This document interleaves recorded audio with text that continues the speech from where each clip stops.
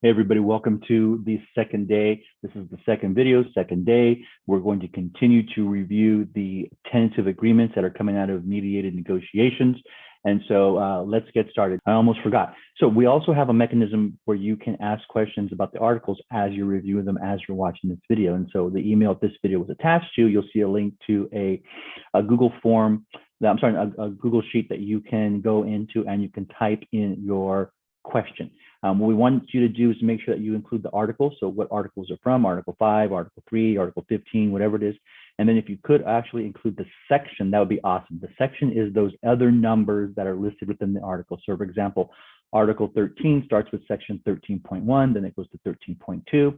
Sometimes the sections are longer, like 13.1.2.5. Whatever that number is in front of the section that you have a question about, we'd love for you to include that in the Google Sheet, so that we know exactly where to look to address your question. And then we'll have a column there for responses. Now, this is an open document. Anybody could add their question in, and anybody can look at the questions and the responses. What I really want you to do is, if you have a question, open up the document, scan it first, do a search or whatever it is you need to do to see if that question has not already been asked and answered, so that we're not spending time providing answers to questions that have already been answered. All right. And so that document will be available to you all. It's linked in the video. It's linked in the email this video was attached to, and also the link at our SMEA.com website that takes you to all the TAs and to the videos. You'll see that Google Sheet is also listed in that file once you open it up. Today's video, we're going to go over Articles 3, which is association rights, Article 13, class size, and Article 15, which is salary. And so there are going to be a couple of definitions here and there that we're going to have to provide. And so as we get to those articles or those sections, we will definitely define some terms for you so that everybody's on board with the information.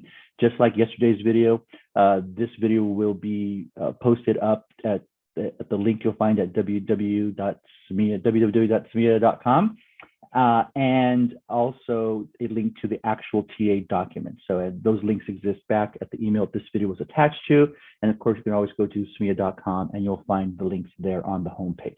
So let's go ahead and start with the review. We're going to start with Article 15. That's the salary article. I figured that's a good one to start with. So let's start with that guy. And let's see. And why is it not letting me? There we go, Article 15. So a couple things you need to know.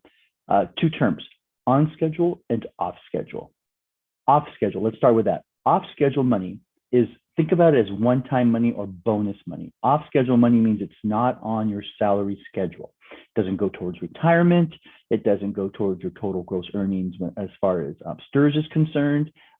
It's one-time money, so you see it this year, but you won't see it next year. On-schedule money is money that is actually assigned to or placed onto the salary schedule. So if we get an increase of on-schedule money, that's money you're going to see this year and next year and every year moving forward for as long as you work for the district. And so on-schedule money is ongoing money. That is the money that we use when we calculate our retirement. So when STRS looks at what our total earnings are for a particular year, they're going to look at our on-schedule money. And so on-schedule and off-schedule. On-schedule is on the salary schedule. Off-schedule is like bonus. Okay, so let's talk about what's going to happen. The 2021 school year is already come and gone. And so what we've come up with here is all 2020-2021 bargaining unit members employed as of the date that the successor contract is ratified by both the association and the school board are eligible for a one-time off-schedule payment of 1.5%. So this is that off-schedule, right, money that we're talking about, this bonus money. So 1.5%. So if you're making $100,000 a year as a teacher in the San Maria Bonita School District, 1.5% would be $1,500. This 1.5% will be based on the unit member's regular assignment salary schedule placement on the 2021 school year. Retirees who completed their contract for the 2021 school year shall also be included in this one-time off-schedule payment of 1.5%. The one-time payment will be paid as soon as practicable after ratification of both parties. I know there's going to be a big question, right? This is essentially retroactive money. Folks are going to be emailing me and calling me and texting me, hey, when is this money going to show up in my paycheck? The answer is, I don't know. sometime after the ratification vote occurs, and the school board has an opportunity to approve our ratified contract. And so once those things happen, then the business office can get busy determining how they're going to deliver these dollars to us. So as of right now, no idea when this money is going to come, but it's definitely going to be after the ratification vote by you all and the approval by the school board. So that's off-schedule money. Let's look at number two. For the 2020-2021 salary schedule currently effective for 1920 school year will be increased by 1.5% effective July 1st, 2020. Now, this is kind of a tricky language.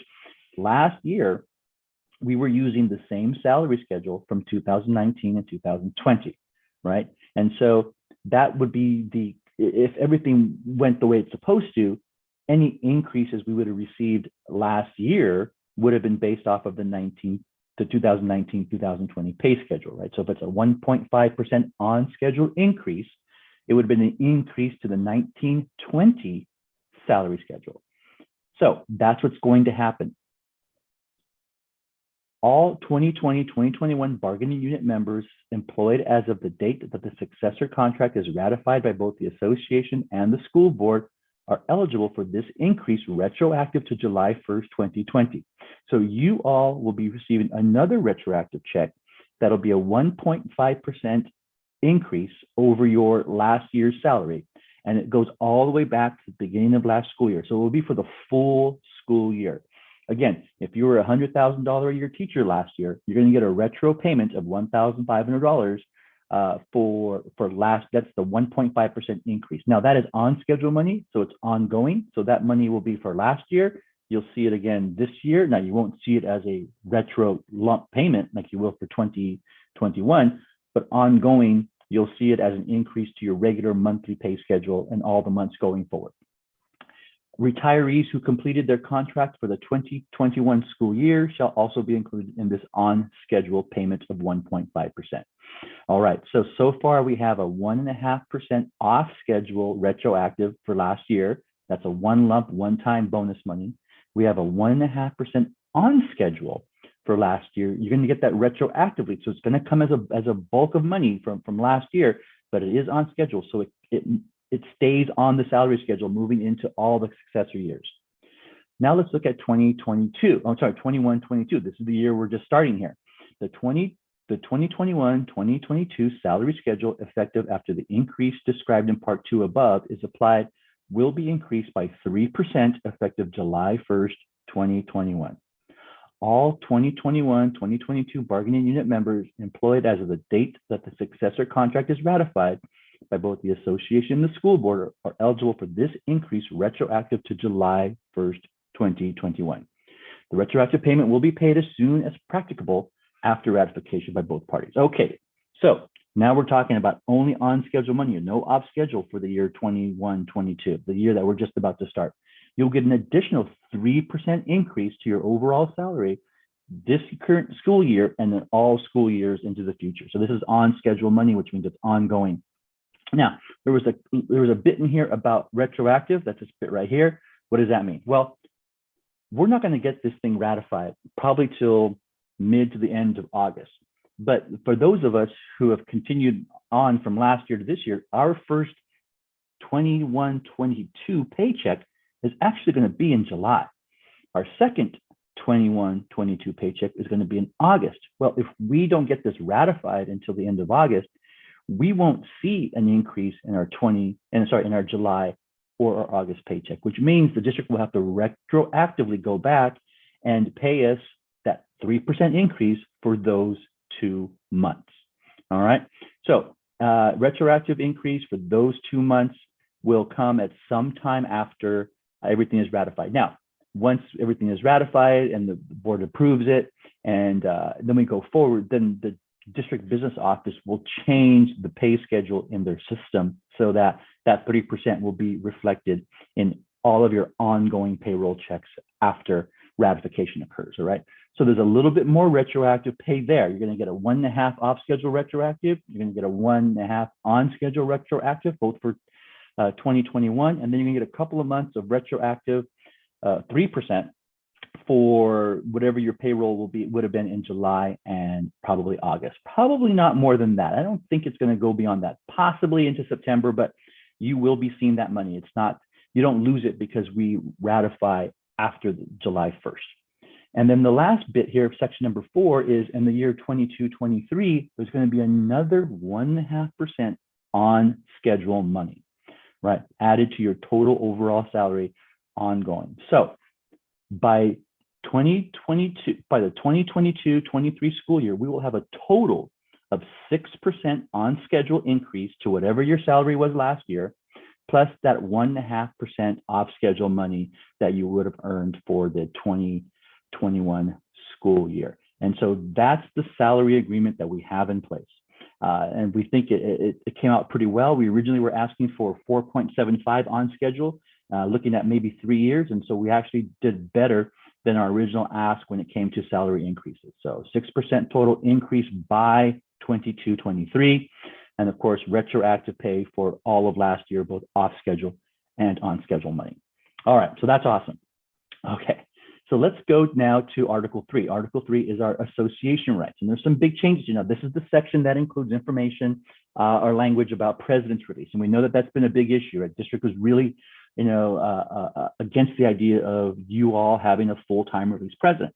And, as your current president, I just completed my 3rd year of full-time release, and it's a full-time job. It really is.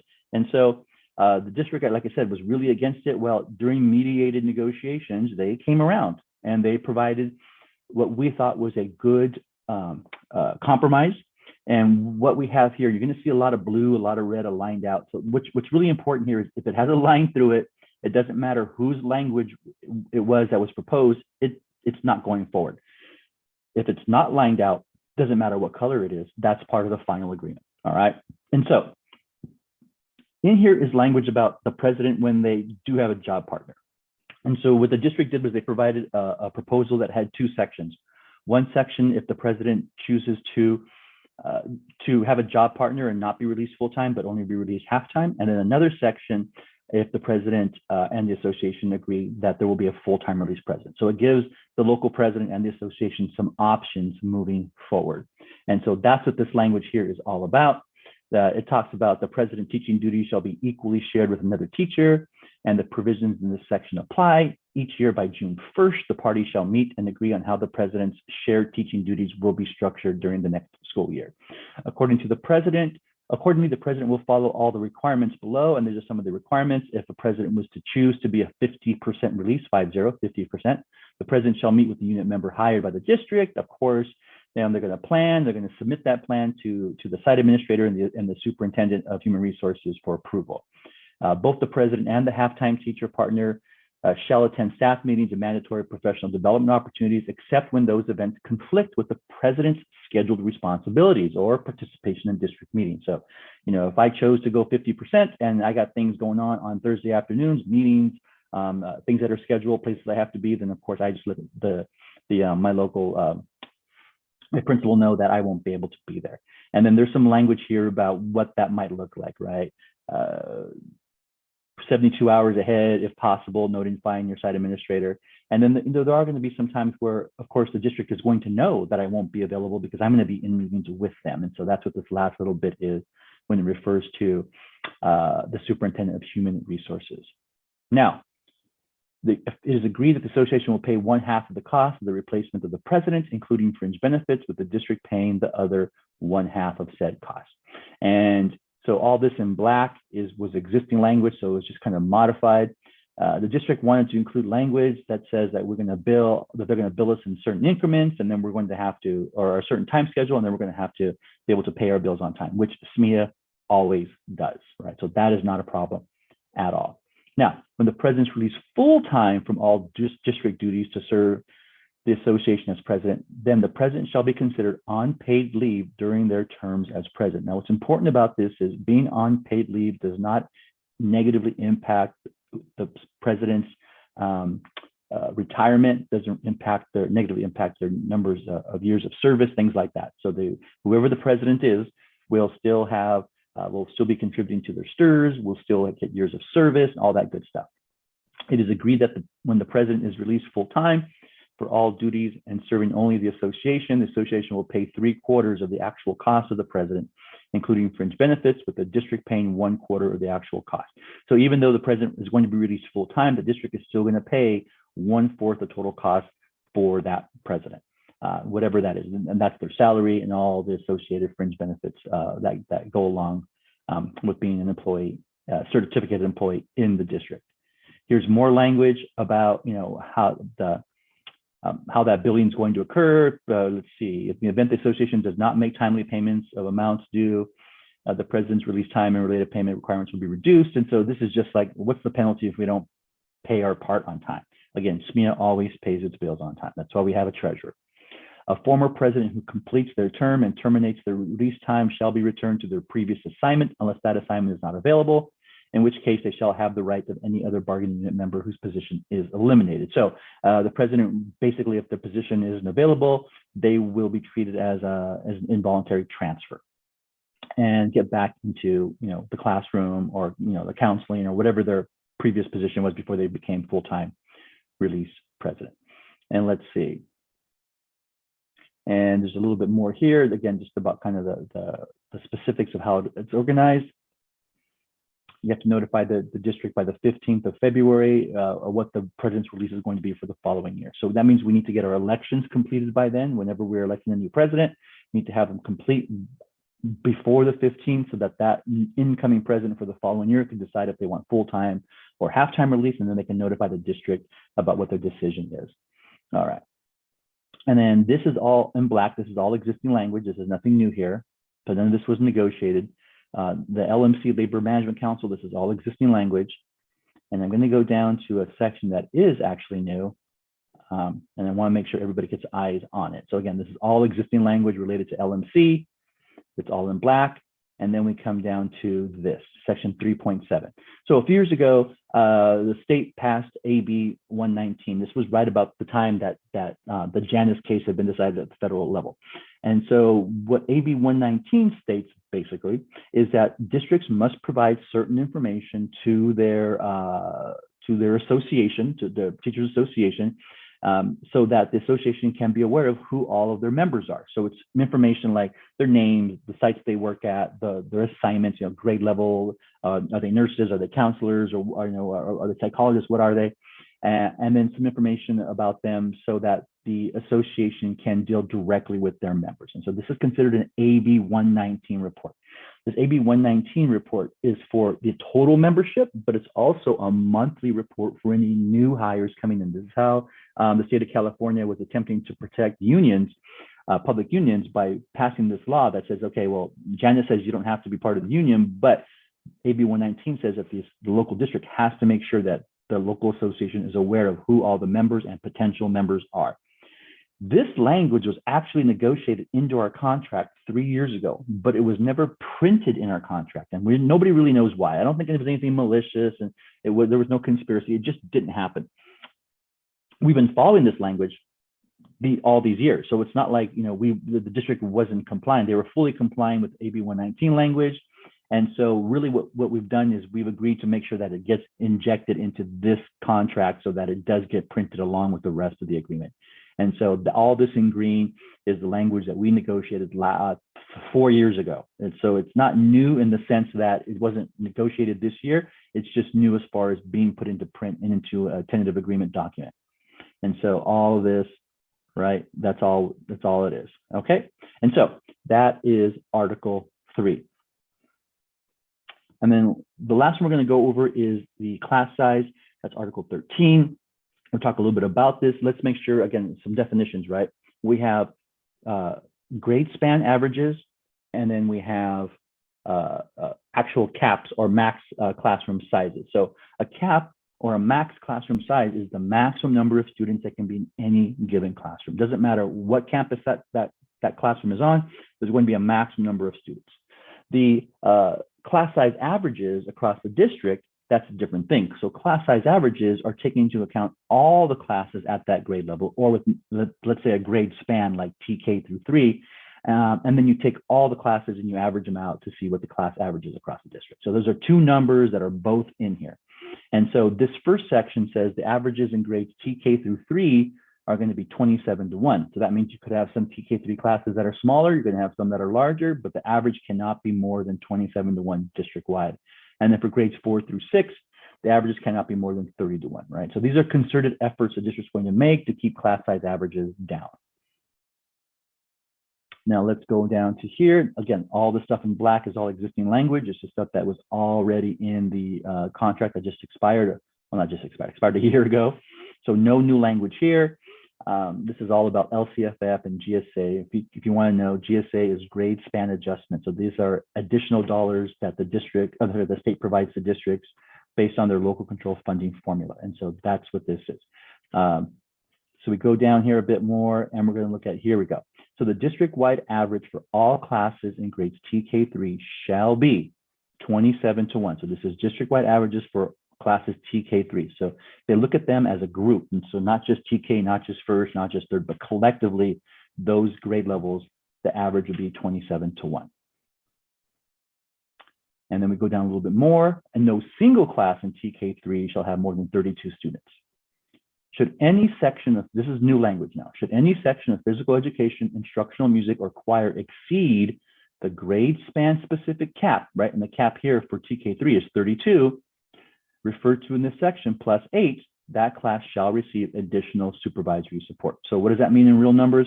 If I have a PE class that is at 32, then it's fine. I got one PE teacher. But if if that class goes up to 40 or more, then that PE teacher, instrumental music teacher, choir teacher will get an additional supervisory support person to help with that group. And so that's the kind of the concession we had to make with the district. They were really looking at making these PE classes and music classes much larger. And we said, no, well, if you're going to make these, if you're going to allow these to be a little bit bigger than the regular classes, then you have to provide some kind of support. And then putting the contract language guarantees it. And if the district doesn't follow that, then we can grieve it. Now, some of you are going to ask, well, what happens if a third grade class has 30, PE class has 34 kids? Do they get the additional supervisory support? And the answer is no. The additional supervisory support kicks in when you get to 8 above 32. So when you hit 40, your support kicks in. The district-wide average for all classes in grades 4 through 6 shall be 32-1. So this is our district-wide average for this particular span of grades. And then very similar language here when it comes to physical education, instrumental music, or choirs. And when those classes exceed the grade span specific cap, which is 35 plus 5, then the class shall receive additional supervisory support. So again, that magic number of 40. When a 4th through 6th grade PE class hits 40 in a class, then that group will get additional supervisory support. Okay, and then so the rest of this is existing language. Again, everything in black is existing language. Talks about the school site committees, criteria for common considerations. That's all still in here. And then we have this last section. Now, this last section, 13.5, this is where we were trying to get class sizes or caseload guarantees for our nurses. And you can tell here, see a lot of the strikeouts. This is us putting in language, the district striking it out, us putting it back in, the district striking it out. We changed our numbers a couple of times to see if that would make a difference. This is not the complete number of strikeouts and proposals that we made. This is just the most recent. But we made multiple proposals trying to get them to increase the number of nurses by creating a much lower ratio of nurses to students district-wide. And the district just did not want to be contractually obligated to provide a certain number of nurses. And this came down to, you know, we pushed and pushed and pushed, and the district just wasn't budging. And we didn't think that there would be that if we went to fact finding that this was going to be something that was going to be resolved in our favor. And so we had to walk away from this ask. Again, though, we continued to push this all the way through mediation. This wasn't until the last day when we finally agreed to withdraw our proposal that included numbers for nurse to student ratios. All right. Okay, so that is the 3 articles for today. Article 3, which is association rights, Article 13, which you just saw was class size, and of course, Article 15, which is salary. All right. Everything is linked back to the email that this video was attached to. You can also go to smia.com, and there's a link there to not only this video, but also the articles that we reviewed today. It also will link you to the articles from yesterday and the video from yesterday. All right, everybody, I will see you tomorrow for day 3 video. Bye.